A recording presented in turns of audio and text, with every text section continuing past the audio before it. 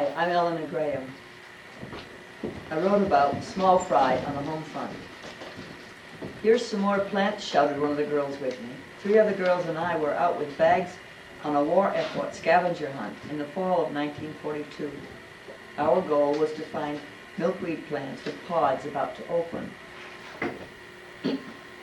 We harvested the pods from these plants and continued searching. My hands are getting all sticky, one of the girls commented. I wonder if it tastes like milk. She gave her hand a lick and made such a fearsome face we all laughed. I think we've found all the ones in the park, I said, as we finished circling the park fence. Where'll we go next? About that empty lot on the corner near your house, someone asked, so we started off in that direction. We had to really search to find milkweed pod growing in the city because there were a few open areas. At the end of the afternoon, we pooled our cash and had nearly a bag full to turn in at school the next day. We had trouble understanding how the fluffy stuff inside a ripe pod could be used for life preservers, but we willingly did our part in collecting them. Spring brought the planting season. The city government arranged for a large acreage of public land to be plowed, divided into plots with string and sticks, and then numbered for identification. Since my family had 6 members, they granted us 2 plots in the Victory Garden to plant and care for. That was my first introduction to gardening. And thinking of how much I detested it then, I wonder that it is such a pleasure for me now. My previous experience with the earth when I was younger was making mud pies and baking them in the sun. However, gardening was serious business. The 4 of us children walked to our plots with rake, hoe, and spade over our shoulders, following our father who carried the seeds and fertilizer. Hey sis, hold that stick straight so I can run the string to Roy's stick, Cliff warned as we all worked together. After Dad used the corner of the hoe to make a straight row along the string marker, it was moved to mark the next row. Alice planted the seeds and covered them up. Planting was the easy part. The rains came down and the weeds came up. There were so many, it seemed as if we must have planted weeds. This being our first experience with gardens, we were not very sure which plant were weeds and which were desirable growth, except when it was in the walking lanes. Along with the weeding came the watering. When God didn't water our Garden of Eden for us, we carried water in pails from a nearby pond. The pails were almost full when we started, but sloshed nearly half gone by the time we reached our plots. We had more than a little splashed on us, which mixed with the earth clinging to the weeds and made a dirty little team. The crop I remember most was green beans. We had bushel baskets full of those. I remember sitting up way past my bedtime to snap off the stem ends and tails and break up into pieces to can the next day. It's the only time I can remember pleading to go to bed, but being refused. Everyone who could find any small piece of land planted crops to help ease the shortage of food, and canned, preserved, and pickled their summer surpluses for winter. My aunt raised chickens in her garage to supply eggs and meat. The government rationed many food items. We small fry had to turn over some of our coupons to the school lunch program if we ate hot lunch there. Butter, sugar, meat, eggs, and other items all required a specific number of ration coupons to buy them, and often were not available. If one store had an item, word of mouth soon caused a long line to form there. Scant supply and high prices kept items like butter completely off our table. We used that white stuff that needed a package of color worked into it with a wooden spoon, another task that we small fry could attend to. Later the spread came in a bag with a capsule of color, and it became yellow from kneading the bag. It was called oleo, and neither smelled nor tasted like butter. Since oleo was the only spread that we ever had on our toast, we didn't miss the butter. The shortage of sugar was another matter, a spoonful on our cold cereal. Cornflakes, Rice Krispies, or shredded wheat seemed essential. How could Mom bake birthday cakes without sugar? She always managed to somehow find the ingredients for those birthday cakes baked in the oven in the old iron cook stove. Hey sis, it's my day to do the tin cans. Your day comes tomorrow, my brother Cliff protested.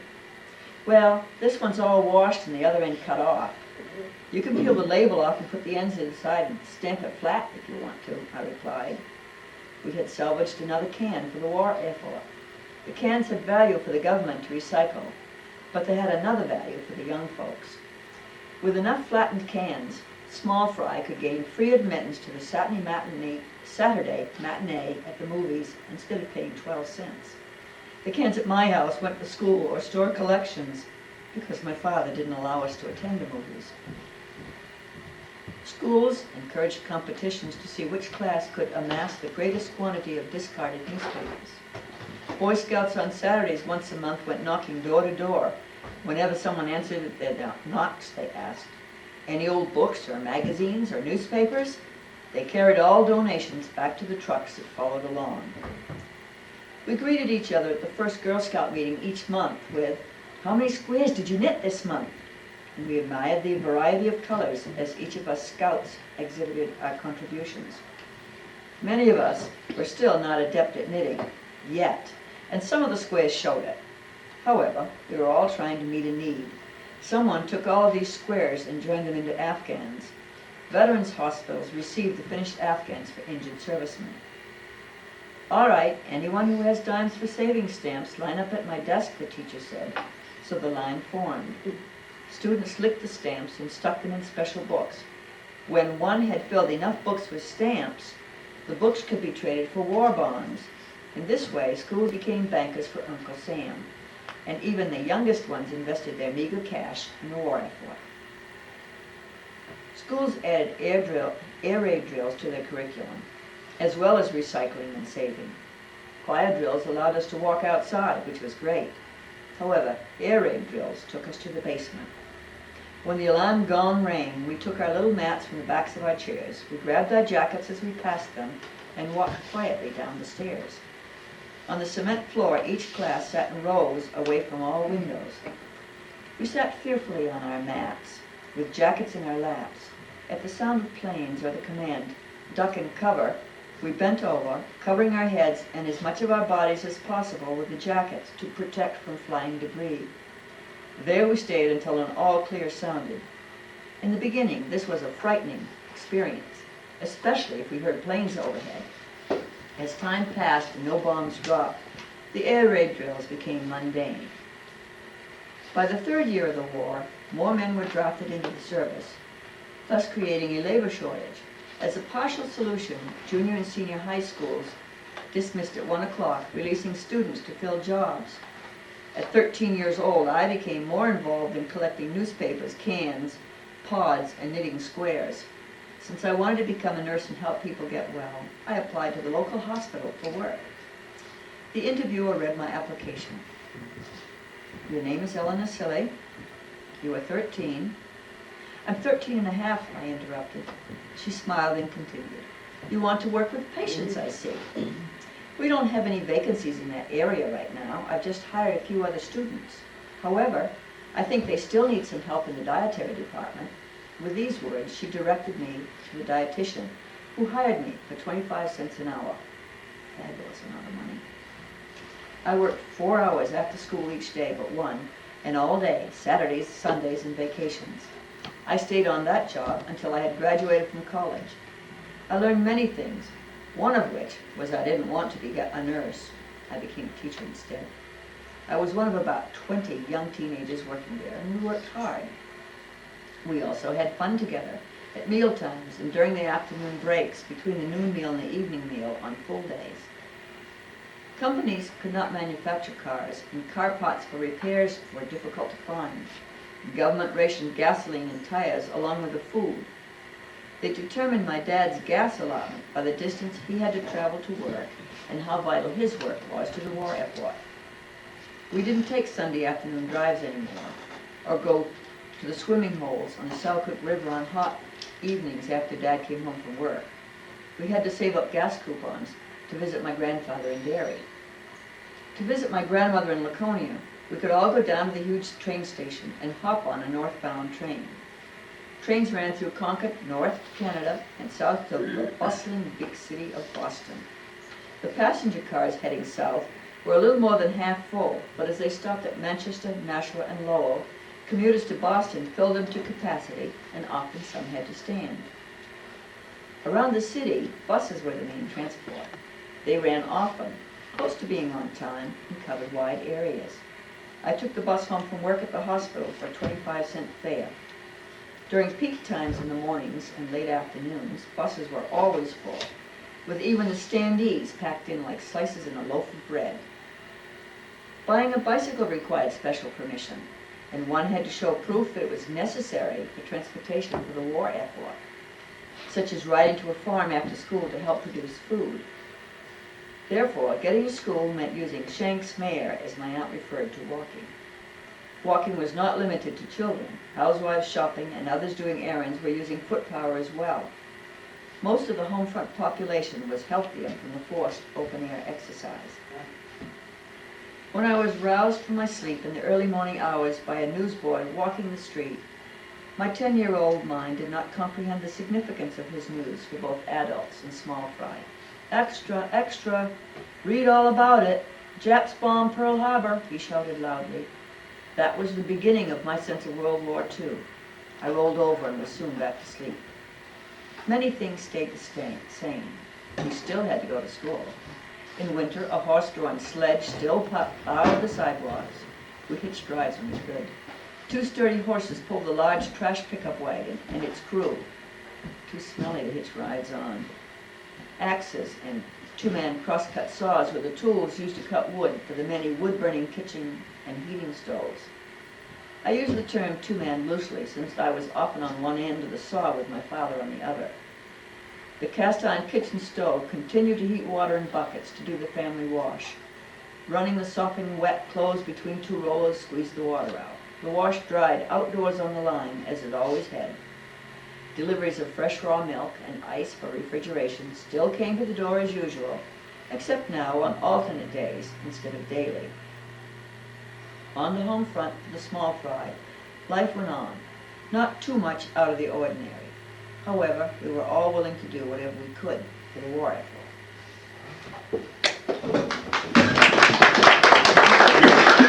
I'm Audrey Dwyer, and I wrote memoirs of a World War II Coast Guard spar. December 7, 1942, astonishing and stunning news. Pearl Harbor was bombed by the Japanese. After this shocking news, the United States rose to action. Able men were drafted. Women went to work in factories to replace the men who went to war, and were asked to volunteer for military service. Patriotism ran high in Boston. Women joined various services in great numbers. I decided to join the Coast Guard as a SPAR, stands for Semper Paratus, which means always ready. Can't say I always lived up to that slogan. Our adventure began at the Coast Guard station in Boston. We marched out of step and out of line, escorted by the Coast Guard band, along the streets of Boston to the South Station, where a special train awaited us. We were taken to Hunter College in New York for basic training. We wore our best clothes, including hats and high heels. We soon parted with those for the duration. At Hunter College, we were housed in apartments which the Coast Guard had appropriated for our use. I became well acquainted with the refrigerators and stairs after I and a few other miscreants were ordered to clean them after returning late from leave in New York City. We had double-decker bunks. The morning after our arrival, my upper bunk roommate was making the bed when she inadvertently hit the light bulb. It broke into 1,000 pieces. Soon we heard a strident voice bellow at 5:30 a.m., "Muster on the quarterdeck." While frantically picking up the pieces, my roommate answered, "Wait a minute, you don't do that in the service." We then had exercises conducted by a stern-faced Marine sergeant who ignored our moans and groans. Classes were held which included navigation, although none of us ever were stationed on a boat. Women did not have sea duty in those days. After training, we received assignments to various parts of the country. My assignment was to Coast Guard Headquarters, Washington, D.C. This was the old Treasury building on Pennsylvania Avenue, not far from the White House. The building was not air-conditioned, nor were our living quarters. We arrived there in May 1943. That summer was extremely hot. We wore navy blue suits and could take off the jackets only while working indoors. The following year we were issued cotton seersucker summer uniforms, which were much more comfortable. At headquarters, another spar and myself were assigned to the transportation office. The personnel also consisted of 3 men. They had been civilians who had worked there before the war. They were in a special category and wore the Coast Guard uniform. One of them was a kindly man who invited us to his home for Thanksgiving dinner. I sensed that the other 2 resented us. Maybe it was because they had not chosen us. It was not a happy situation. My spar mate suffered a nervous breakdown, and upon entering the office one morning, I found a female civilian working at my desk. As soon as possible, I transferred to the ship's store and stayed there for the duration.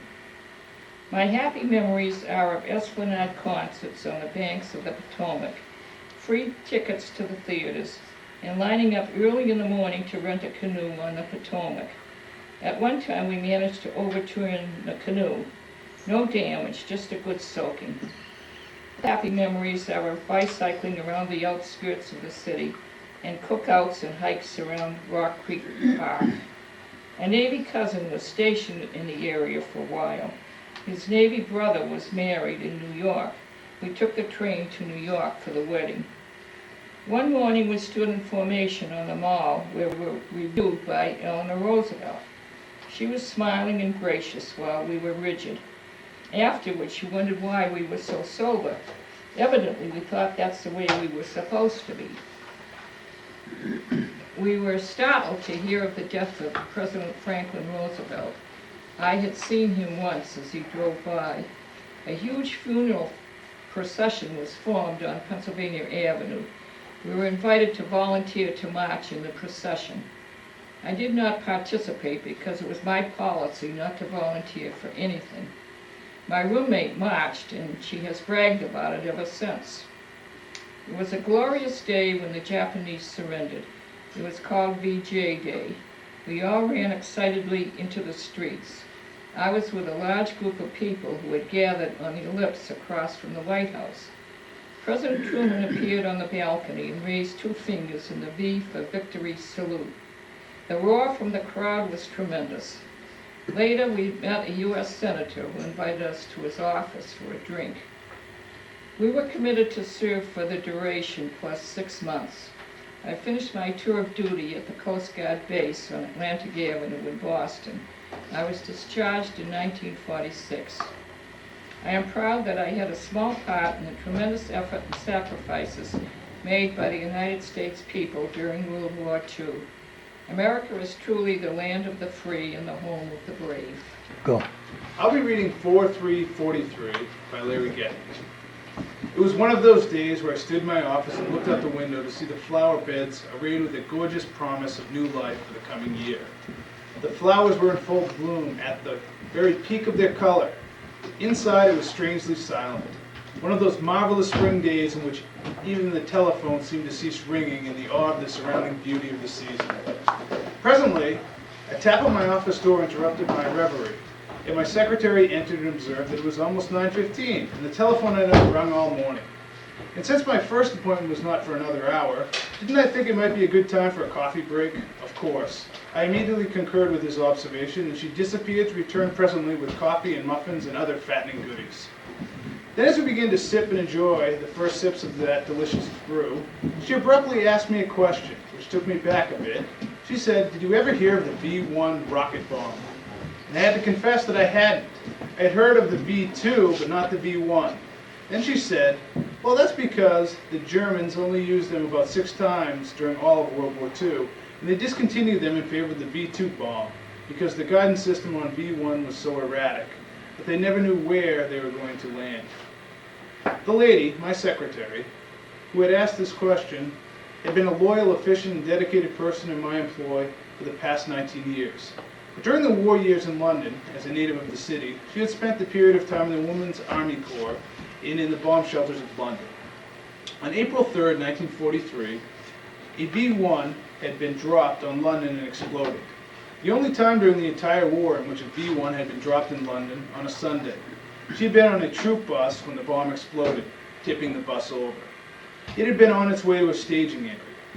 A year and a half later, she met a Navy man in the United States Navy who had been attached to the embassy in London. She learned on that fateful Sunday he had just pulled an all-night watch and was on his way back to quarters when that bomb had exploded a short distance away.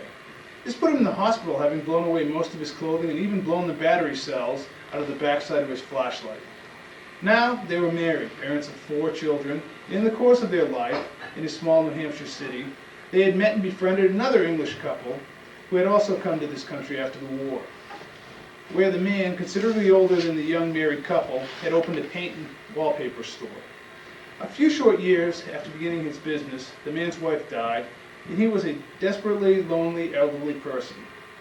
It was then that my secretary and her husband decided that to ease his loneliness, they would make a permanent schedule with him to have dinner with them at their home every Tuesday evening. Over the course of the years, the relationship became very close. The man was a godfather to 2 of the couple's 4 children, and became one who was very beloved as a member of their extended family. The elderly gentleman, who seemed too advanced in years for the young couple to call by first name, yet not really a grandfather to the children, was known to all members of the family as simply Uncle Arthur. On Tuesday evening, as they finished their dinner, Uncle Arthur looked across at the china cabinet and saw the badly mangled flashlight on the edge of the shelf inside the china closet located in the dining room. He said, "What in the world are you keeping that relic for?" Wilbur, father of the children and husband of Joan, said, "That's the flashlight I was carrying the day that a V-1 bomb exploded and put me in the hospital during World War II in London." And then Joan, mother of the children and wife of Wilbur, said, "Yes, it is as the same bomb on the same Sunday morning that the V-1 bomb exploded and tipped over the troop bus carrying a full load of Women Army Corps personnel to a staging area. We were also injured, but none of us seriously." And they went on to tell about how the bomb, common to both of them, had culminated in the sharing of stories a few days later when they met one another. And they soon realized that the same bomb had affected both of them in different ways. It was at this point that Joan glanced over at Uncle Arthur, at the far side of the table, to discover that tears were running down his cheeks unashamedly. Joan said, "Uncle Arthur, what's the matter?" And he said, "Sunday morning is right. Sunday morning, April 3rd, 1943. 30 years ago today, that same V-1 rocket killed my only son, who was serving the Army Air Force in just leaving a church service in London." Now as they glanced around the table, all eyes were moist, as Uncle Arthur kept repeating, "April 3rd, 1943. 4343. It was the same bomb that affected us all of our lives, although we did not know each other for years to come, until we came to America. That V-1 bomb dropped in London 30 years ago today." And he went on to say that the insanity that someone has called war, that series of events during which people kill other people, though they know them not, it has brought us together in sorrow, in much the same way that we were brought together as an extended family in love over the past 2 decades. I looked up briefly and looked across the room. My office secretary wept again. And though my coffee was cold, it could not match the chills that ran through my body as I heard her say, "April 3rd, 1943, a day that will never be forgotten by our family. It is an anniversary that will always be memorialized but never celebrated." So, Okay.